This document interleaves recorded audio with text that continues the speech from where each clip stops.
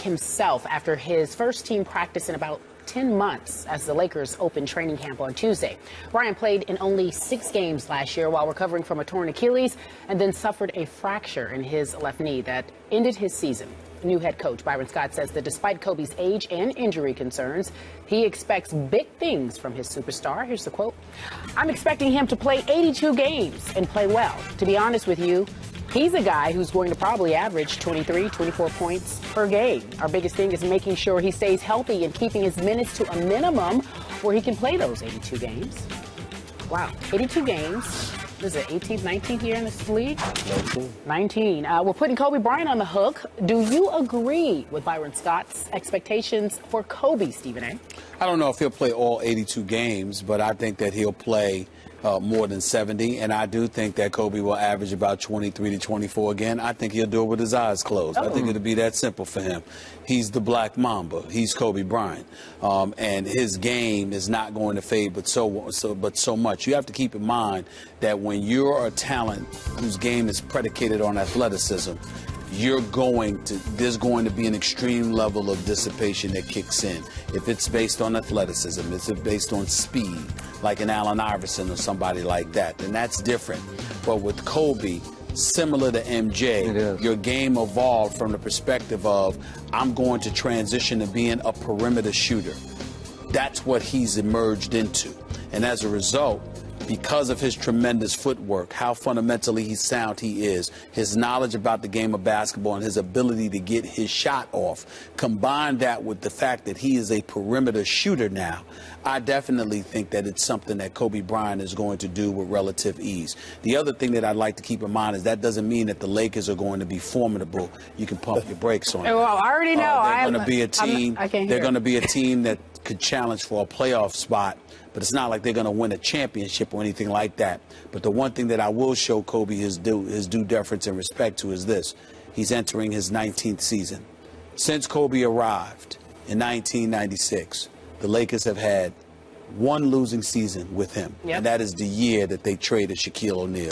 2004, 2005, they went 34-48. Outside of that, last year don't even count because he only played like 6 games because he was injured. So that means in 18 years, Kobe Bryant has had one losing season, and that is the year they lost Shaquille O'Neal. I think he's going to be fine. Lakers play 82 games. Like, what do you think? 50? They win 50? 30? How many games they win? Well, I said they win 50. I said they win really? 50. But hey, you know what? If I'm Kobe Bryant, and Kobe Bryant comes out and says, I felt like myself. If I'm Kobe Bryant, I wouldn't want to feel like anybody else. I'm Kobe Bryant. Okay. But for the coach to come out and say he's going to play all 82 games like Stephen A. said, I don't think he's going to play all 82 games. If he does, he'll maybe play 30 minutes a game. Yeah. And, Kobe is one of the most, fierce competitors of our generation. If he goes out and averages 23 and 23 points, I don't think anybody would be surprised because he's that much of a competitor. But, for him to go out and play 82 games is kind of a stretch, but you never know what you're going to get out of him. He may pull off an Adrian Peterson for all we know. He might. So, that's a tough ask. You never know. It's Kobe Bryant. But I listened to him in some of his interviews. He says, he has to prove it to himself first.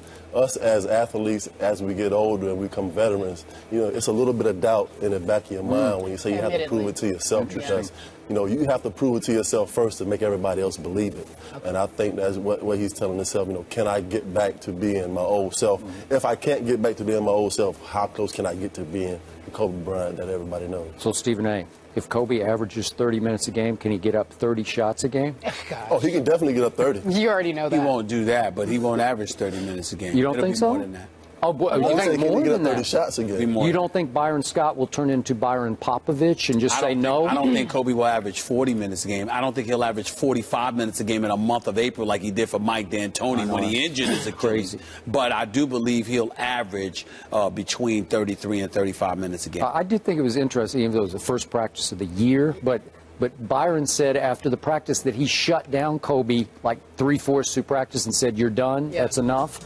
And so is that shades of things to come? Or you don't think it's Byron Scott's going to do that because he's going to send a message that he's the coach, he's in control, and he's looking out for Kobe's best interest because he has a relationship that's long-standing with Kobe. Yep. Kobe does have a level of trust for him. He does. That he does not for others in terms of somebody looking out for his best interest. And I don't think Byron Scott is going to bench him because he's going to say you're old, you're unproductive, and I need you to sit on the bench. He's going to be benching him because he's going to say, look, we're making a run and we're trying to do some things, and I don't need you worn out come March, April, May.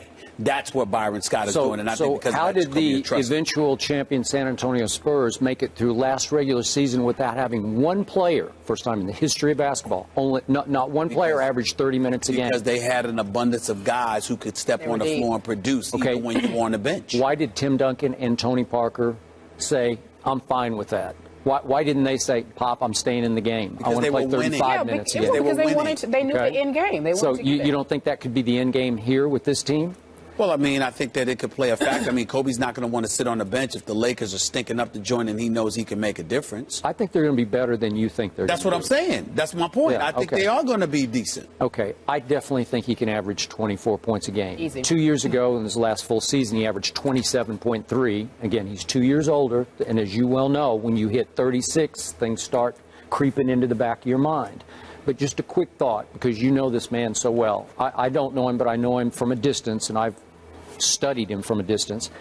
I've never heard a superstar player be more willing day after day to put himself on the couch the way Kobe does. It's every day. It's Sage Steele courtside. He's great with you. Whoever, talk shows, he will just pour his heart out. He leads the NBA all time in introspection, looking inside himself. Well, he does. I've never seen anything like it because MJ would never do this. It would be rare. Maybe with Ahmad Rashad, he would give you a little bit of what's in his heart. But MJ, very uncomfortable while he was playing, talking about the real MJ. And Kobe just gushes about what's going on. I'm thinking this. I'm feeling this. I've never heard anything like it before. Kobe's different in this respect. Kobe will put himself on a couch or come across as if he's doing so. But it's primarily to provoke and incite others to question him. And then he will use those questions as fuel to quiet the doubters. Michael Jordan didn't do that, but the league was different then. We weren't as PC in the past as we are now. And professional athletes were more prone to incite one another unapologetically.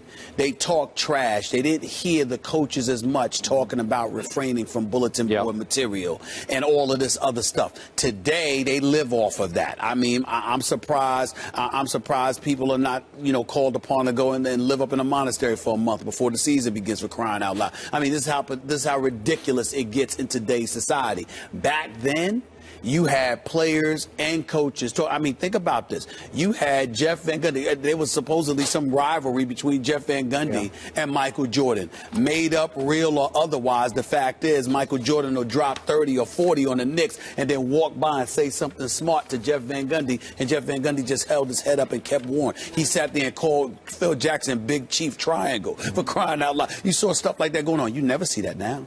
All right, so you say the Lakers will be better. I think they're being a little underrated. Okay, I need to see them play a few games. What do you give them? What do you give them? I don't know yet. I will be happy to do that as we get to game number one. Okay. But the big thing is a healthy Kobe Bryant. Yep. If you don't have a healthy Kobe Bryant, then. Sure. Well, Carlos Boozer and I spoke the other day, and one of the things that I said to him is, because I love some Carlos Boozer, but in Chicago, too many damn jump shots. This man was a man-child, first in Cleveland. As a matter of fact, they might have gave San Antonio a run back in 2007 if Boozer had stayed there instead of going to Utah. And I don't blame him for going to Utah because they offered him $27 more million. But what I'm saying is, the Carlos Boozer that was in Cleveland started out his career in Cleveland and then went to Utah and with Darren Williams guided Utah to the playoffs. That was a man-child in the post. He goes to Chicago and shooting a bunch of elbow jump shots. I'm saying if the Lakers are going to be formidable, somebody's got to be a man in the post. You see them hands. You see how rock solid Carlos Boozer's body is, how much of a man he could be in that post. He needs to go back down low doing that if the Lakers are going to have any success. All right. Oldest backcourt, Nash and Kobe. There still could be some things. We'll manage our expectations. There could be something hopeful for us Laker fans this season. I doubt it. I hate to say it, but I doubt it. Plax, I guess you're done. I am done. Already? I know. I thoroughly enjoyed myself today, especially going back and forth. I know. You give him a hard time. He enjoyed that as well. I did. You made me laugh. Plax, go first. Good luck with you. And are you hanging out on campus or are you heading back home? I think I'm heading back home. All right. Well, thank you so much for joining us. We appreciate it. Coming up next, folks, we're talking about Michael Phelps.